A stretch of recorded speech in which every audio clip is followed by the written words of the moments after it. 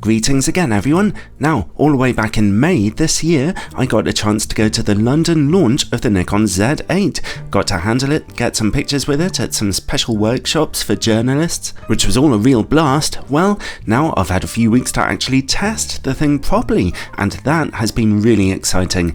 Depending on your perspective, the Z8 is essentially either a miniaturised Nikon Z9, which makes it possibly one of the most exciting cameras ever made, or just a competitor to the Canon EOS R5, but a few years late.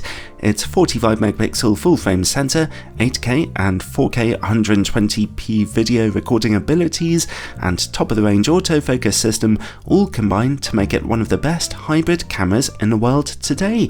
And that's obvious no matter what your preferred camera manufacturer happens to be, but still, let's really put this thing through its paces. I'd like to thank Nikon UK for loaning me this camera for a few weeks for testing, as well as some of their latest telephoto lenses, but as usual, this is a totally independent review. Its regular price is $4,000 or about £4,000 here in the UK, so about the same as the Canon EOS R5, but a considerable saving over the bigger Nikon Z9. The first thing you notice upon handling the Z8 is that it is big and chunky, and feels so well built that it'll probably still be here and working long after the apes take over the planet, and it's also very well weather sealed throughout. It resultantly fits very nicely into your hand with a lovely grip, and the buttons are plentiful and not too fiddly to manipulate. Some of them even light up a little when you push back the on-off dial, which is great for shooting in the dark, just like the useful top screen. At the top left come hold down buttons for changing your shooting mode, white balance, drive mode and bracket shooting options, useful. And around the on off switch come the ISO and exposure compensation buttons, typically practical for a big Nikon camera. Once you've got used to that button placement, they make professional shooting a quick experience. There's also a rear AF on button and autofocus point joystick, of course, and other customizable buttons throughout the camera's body. The camera's screen is top of the line here. It's very high resolution, bright, has touchscreen functionality and can quickly tilt up and down, but can also be tilted left and right a little bit, although it's a slightly awkward mechanism to get used to, and the screen can't be fully folded out for self-shooting, something video makers might be annoyed by. The viewfinder is the same found on the more expensive Z9, which is actually not the highest resolution available today, but it has amazingly low lag, probably due to the sensor's fast readout speed, and that makes the camera much easier to use when shooting sport or wildlife, and to my mind that's much more important. The Z8 uses Nikon's smaller EL15C battery, and I found it got through them quite quickly too, giving me around 400 shots per charge, which is a little disappointing but not surprising considering the camera's power, so anyone doing strenuous photography work will need to bring at least one spare battery with them.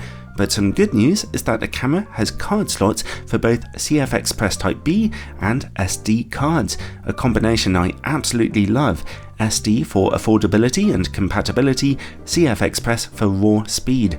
On the other side of the camera we get microphone and headphone sockets, as well as a full-sized HDMI output, thank you Nikon, and unusually 2 USB-C ports, one specially intended for power delivery charging. Oh, and on the front there's also a protruding 10-pin port for other accessories too. The camera has no mechanical shutter, but as I found when testing the Z9, that doesn't really matter too much as the sensor's readout is just so fast, much faster than normal. The camera can shoot raw bursts at up to 20 frames per second and JPEG at 30 frames per second, and the buffer is absolutely huge, with space for at least 1,000 pictures. There are rumours that a firmware update is coming soon, which could get frame rates even faster than this. We'll have to wait and see. The volume of the sound you're hearing can be adjusted in the menus or turned off altogether. The camera offers all the shooting modes you'd expect at this level, including HEIF 10-bit HDR images using the HLG curve, as well as lossless compressed RAW files, a pre-burst option for capturing up to a second's worth of shots before you press the shutter button, and all kinds of neat color profiles. It's got everything, basically. This camera inherits the autofocus system of the Nikon Z9, which is generally out of this world. It's very fast, very sticky once you've found your subject, and 99% of the time highly accurate. There's really very little difference between this and Canon and Sony's top-tier offerings. It's particularly excellent for sports photography, although, like its competitors, you're still not getting perfect results every time. My only real complaint is that the camera had some mild issues trying to shoot birds. Even in animal detection mode, its AI would take a while to find a bird that was obviously in the scene and focus on its eyes. Most of the time it worked okay though, and apparently Nikon will bring a special bird subject detection option to the camera early next year. The camera has excellent in-body stabilization and a sensor protector that can be set to come down automatically when you turn the camera off. Overall, the Z8 is a bit of a monster of a camera that feels virtually indestructible, full of well-positioned buttons for fantastic controllability and with great connectivity too. Long-time Nikon users will feel very at home using it, and its electronic functionality and shooting features are all second to none, exactly what you expect for a camera at this price point. Okay, well, image quality. First of all, when we look at the RAW files, we see the camera's 45 megapixel sensor offering a bucket load of fine detail. JPEG images are just a little bit softer here, not much. If we look to the wooden wall behind the singers on the left, we can see the JPEG engine's noise reduction at work, even at ISO 64, and it's just a touch more aggressive than I like to see, but still, those JPEGs are still yielding great resolution. Okay, let's take a look at high ISO image quality now. ISO 100 to 800 looks perfect. 1600 still looks great, although if you look at the rocks behind the walkers there, the fine details are getting a little smudgy. ISO 3200 is still looking very nice, but at 6400 that noise reduction is smudging fine details quite a lot, which gets worse at ISO 12800.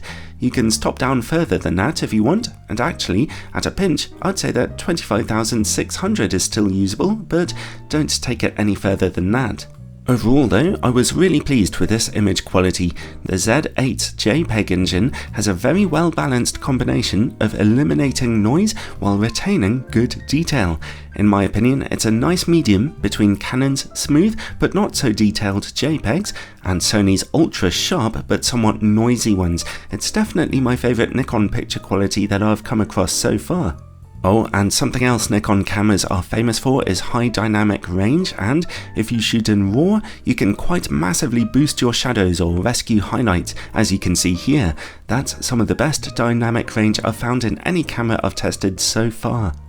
Okay, video quality. The Nikon Z8, like the Z9, has a dizzying and wondrous array of video codecs you can shoot in, including RAW, ProRes RAW and ProRes 422, H.265 in 10 or 8-bit and H.264 in 8-bit. It's a dream come true really, and much better than a Canon EOS R5, although your resolution and frame rate varies a lot according to the codec you choose. You can shoot almost anywhere from 1080p to 6K to 4K at 120 frames per second to 8K at 60 frames per second, although my memory card limited me to only 8K 30 for some reason. And all the time while you're shooting, that excellent autofocus system stays hard at work. At regular 4K, we are seeing excellent sharpness and detail at lower ISOs and up to ISO 800. At ISO 1600, the image is getting just a little bit washed out here.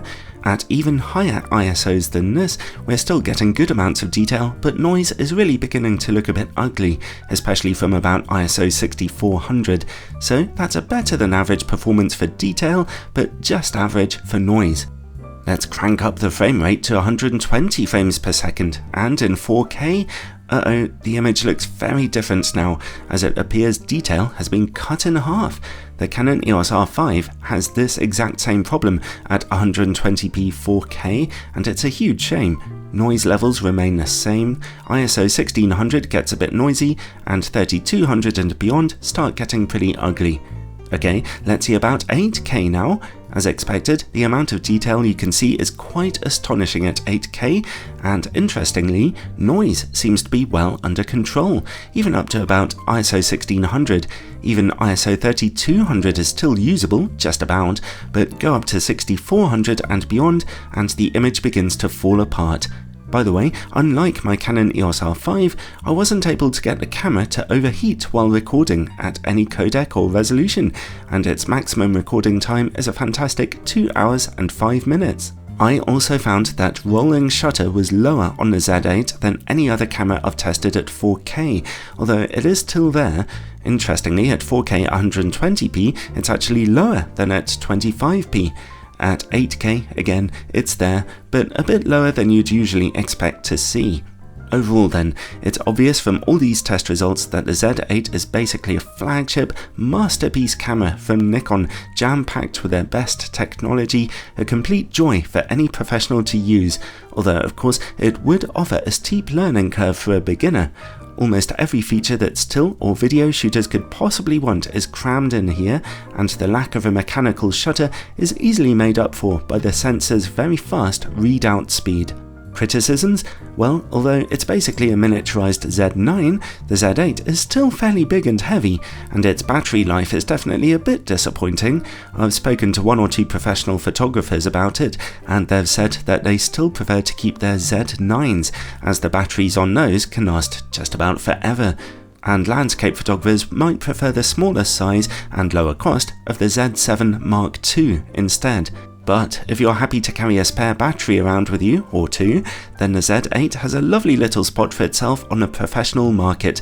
It handles a bit better than Sony cameras, it feels bigger and better in your hands with slightly nicer colours, although Sony's cameras might beat it on resolution and autofocus speed. And the Z8 is more refined than its much older Canon competitor, the R5, especially with better video recording options.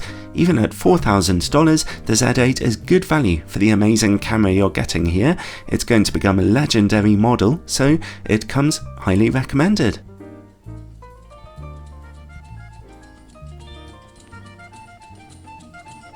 Okay, thanks for watching everyone. 2 things. Firstly, there are a bunch of new playlists on my channel, specially designed to help you get to lens reviews that work on your camera. And second, a special thank you to my Patreon supporters, of course.